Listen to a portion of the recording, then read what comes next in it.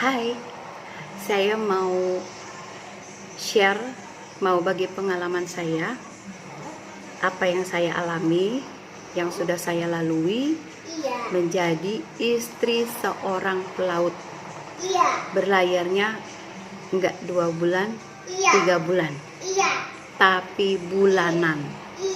Awal-awal nikah itu hampir 1 tahun, jadi 12 bulan. Pengalaman saya yaitu setelah nikah kemudian hamil, di mana saya melalui masa-masa ngidam yang parah, nggak bisa minum air putih, tidak bisa makan nasi, nggak bisa cium aroma makanan, masakan apapun, dan parah banget. Bayangin hamil muda, ya kan, hamil muda itu payah sekali.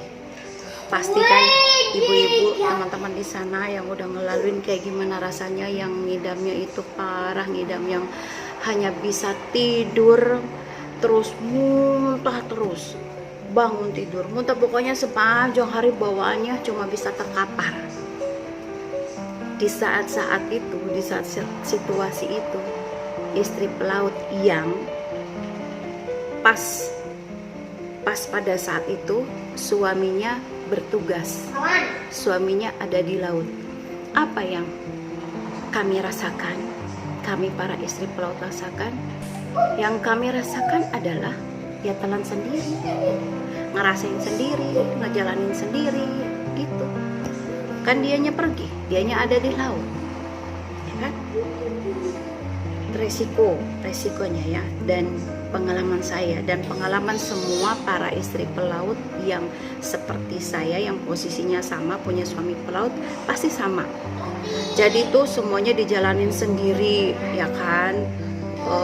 Syukur-syukur kalau ada keluarga, dalam artian orang tua sendiri, emak ada di situ, bapak ada di situ nemenin gitu. Nah, kalau saya waktu itu sendirian, bener-bener sendiri. Saya tinggal di tempat, karena orang tua kan ada di beda pulau. Papa mama saya ada di Manado, sayanya ada di sini. By the way, saya sih udah lama di Jawa, dari kecil sudah di sini. Nah, kalau ada orang tua di sekitar sih masih enak ya, atau paling enggak saudara yang dekat gitu. Kalau saya kan udahlah ngontrak sendiri, hamil, ngidamnya dirasain sendiri, wah udahlah, pokoknya luar biasa.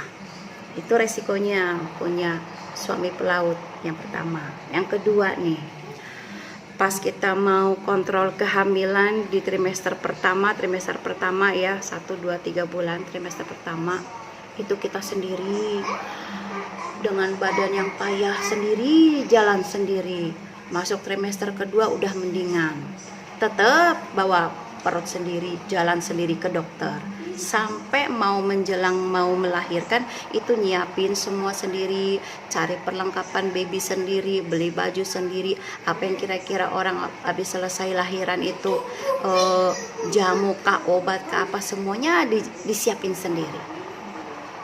Makanya bersyukur kalau ada orang tua, ya kan, ada yang nemenin. Kalau sendiri ya nggak usah nangis, emang resikonya begitu, ya kan. Nah udah gitu nih, udah selesai kita melewati masa kehamilan, tiba melahirkan. Pas mau melahirkan ditanya, mana ibu, keluarga besar? Ada gitu, datang, ya kan. Gimana, mana suami nggak ada. Suaminya di mana? Di laut. Waduh, ya dirasa sendiri, belum ngerasain perutnya, aduh sakitnya luar biasa. Yang namanya kontraksi, saya kontraksi 3 hari. Di saat melewati masa-masa kontraksi itu suami tidak ada, pokoknya semuanya sendiri gitu. Nah, sampai mau melahirkan terpaksa harus sesar. Entah penyebabnya ada yang bilang karena stres, tapi pada saat itu sayanya enjoy. Maksudnya enjoy itu karena saya tipe pribadi atau karakter yang saya nggak suka yang cengeng gitu. Ya dirasain, tapi nggak yang aduh gimana, nggak yang pokoknya semua harus saya hadapi sendiri, strong gitu. Sayanya kuat gitu melewatinya. Jadi sampai pada saat mau melahirkan, karena tidak bisa melahirkan secara normal, dokternya juga sudah cek, karena kan dokternya tidak pindah-pindah dari awal tuh, dokternya itu aja dari awal sekali, mulai dari ngidam sampai tibanya mau melahirkan tuh dokternya itu aja. Luar biasa. Sampai mau melahirkan operasi sesar sendiri tanpa ada suami. Kemana suaminya? Di laut.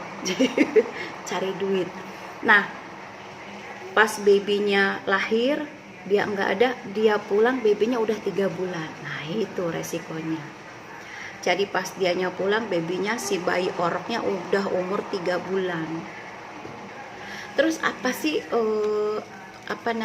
perasaan kita sebagai istri pelaut?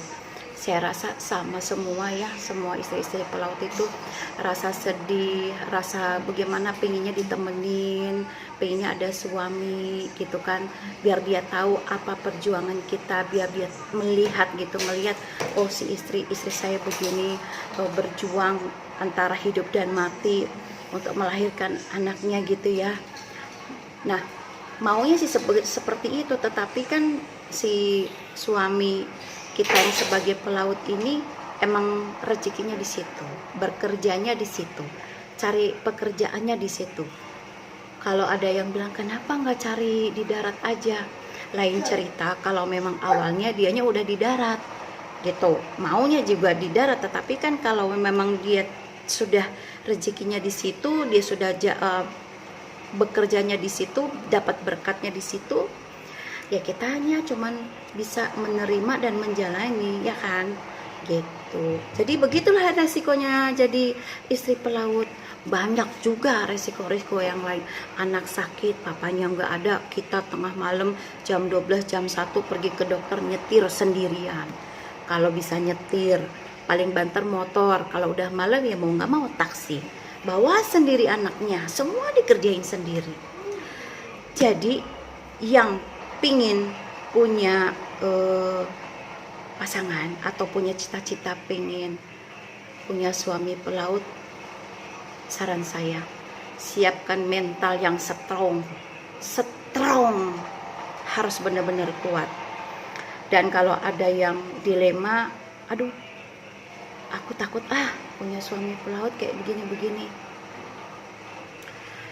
ya sebaiknya jadi pikirin lagi, karena benar-benar kalau kita punya suami pelaut itu semuanya pada saat kalau dia ada lagi di darat gitu kan, ya dia temenin enak sih. Tapi kalau dianya lagi di laut, nah itu resikonya kan semua kita kerjain sendiri. Bahkan untuk urusan rumah aja, misalnya di rumah, lampu ganti gitu, kalau ada suami kan, Pak tolong gantiin lampunya. Lah kalau dianya ada di laut, kita minta tolong orang ya, kalau kitanya udah kenal sama lingkungan sekitar gitu ya, misalnya kita mintain tolong yang tukang sampah yang suka lewat, atau orang yang di lingkungan kita bisa dipintain tolong. Tapi kalau ada situasi di mana emang benar-benar mau nggak mau kita harus kerjain sendiri, banyak hal-hal di rumah kayak benerin lemari yang engselnya copot, ya kita kerjain sendiri, sebisanya kita kerjain sendiri gitu. Jadi istri pelaut itu semuanya pasti mengalami hal yang sama, resiko dimana ya biasanya kalau punya suami yang di darat, mereka ditemenin mulai dari hamil, melahirkan, anak sakit. Nah kalau istri pelaut ya enggak, kalau lagi di laut mereka ya kita jalanin sendiri. Paling banter kalau punya orang tua ya, yang ada orang tua dan orang tuanya tinggal di rumah dia gitu, atau tinggal deket sama dia, ya bisa dipintain tolong, ayo temenin gitu kan. Nah, kalau memang benar-benar sendiri, ya kitanya harus kuat, harus bisa menghadapi situasi yang sulit sekalipun itu. Nah itulah pengalaman saya punya suami pelaut, di mana dia bekerja di laut. Untuk saat ini ya, kalau saat ini lagi nggak di laut, semuanya di rumah kan ya, para pelaut itu 8 atau 9 bulan lah, 9 bulan dia ada di laut. Dan sudah pernikahan kami sudah mau masuk 20 tahun. dan semuanya nggak ada yang berubah.